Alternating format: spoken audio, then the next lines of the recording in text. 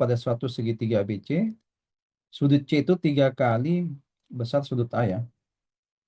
Sudut B-nya itu 2 kali besar sudut A. Ditanyakan berapakah perbandingan rasio antara panjang AB dengan BC. Berarti kita bisa gambarkan segitiganya nih. Jadi anggaplah ini A, B, C. Sudut A berarti ini toh. Jadi kita kasih simbol ini alfa ya. Ini beta, ini gamma. Oke, sudut C itu jadi sudut C gamma itu sama dengan 3 kali A, 3 alfa. Kemudian beta itu sama dengan 2 kali A. Yang ditanyakan panjang AB berbanding dengan BC ya. Nah, kuncinya adalah ketika kita pengen membandingkan panjang sisi dari sebuah segitiga dan panjang-panjang sisinya itu, kalau sudut-sudutnya diketahui besarnya, ya maka kita bisa menggunakan konsep atau menggunakan aturan sinus. Nah, ingat bahwa dalam sebuah segitiga, ya segitiga di bidang datar, ini adalah bidang datar ya, yang biasa disebut sebagai segitiga Euclid. Jadi harus dipahami bahwa jumlah sudut besar sudut-sudut segitiga dalam bidang datar itu adalah 180. Geometri bidang datar ya. Lain kalau di geometri bidang lengkung. Bisa jumlah sudut-sudut interiornya itu, interior angle-nya itu bisa lebih dari 180 atau kurang malah. Itu kalau di bidang lengkung ya. Jadi konteks pembicaraan kita adalah di bidang datar gitu.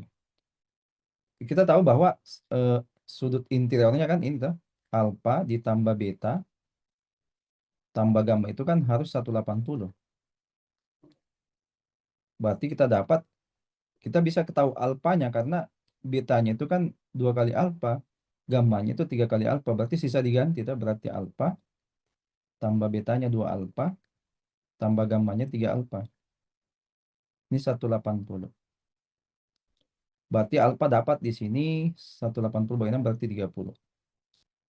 Nah, berarti ini dapat kan? Yang kita ini kan AB berbanding dengan si BC. Berarti kita butuh yang sudut yang di sini. Ini AB-nya, BC-nya berarti dari alfanya 30, betanya itu kan sama dengan 2 alfa. Berarti otomatis betanya itu 60. Berarti gamma juga pasti dapat. Gamma kan 3 alfa. Oh, ini segitiga ini ya. Segitiga siku-siku ternyata.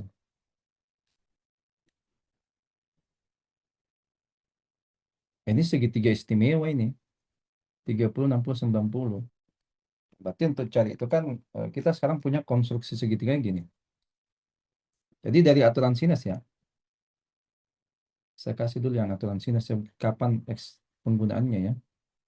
Jadi kalau kita punya segitiga sebarang ya. Ini sudutnya alfa, ini beta. Ini gamma misalkan PQR. Maka dari aturan sinus, jadi aturan sinus memberikan bahwa sisi-sisi yang ada di depan sudut alfa ini berbanding dengan sin sudut alfanya, berarti P berbanding dengan sin alfa itu akan sama dengan ini Q berbanding dengan sin beta. Ini akan sama dengan apa namanya? Si R berbanding dengan sin gamma.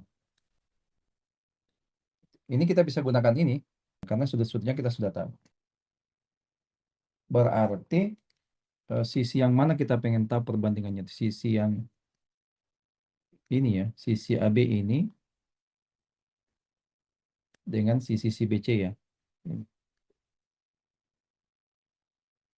Berarti kita butuh sudut gamma sudut gamma karena dia ada di depan ini ya, sudut ini ada di depan sisi ini ya, maksud saya ada di depan sudut gamma, kemudian sisi BC itu ada di depannya sudut alfa. Berarti kita butuh sudut si gamma ada ya, besarnya ada, kemudian sudut alfa juga ada gitu.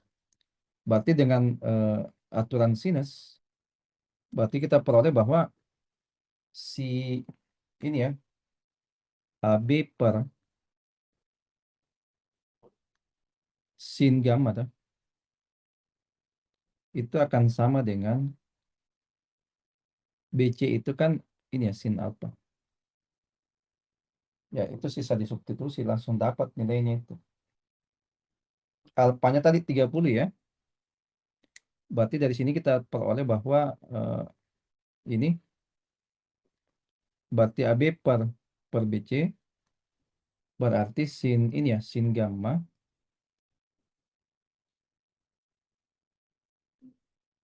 sin alpha. Berarti dengan demikian ya, ini ya masukkan saja gammanya tadi 90 toh. Oke, 90 per sin 30. Nah, di sini juga harus ditahu nilainya gitu ya. Eh, itu tadi kendalanya kalau di apa namanya melibatkan trigonometri ya jelas nilai sudut-sudut itu harus dipahami. Berarti sin 91 ya. Ini satu sin 30 itu 1/2.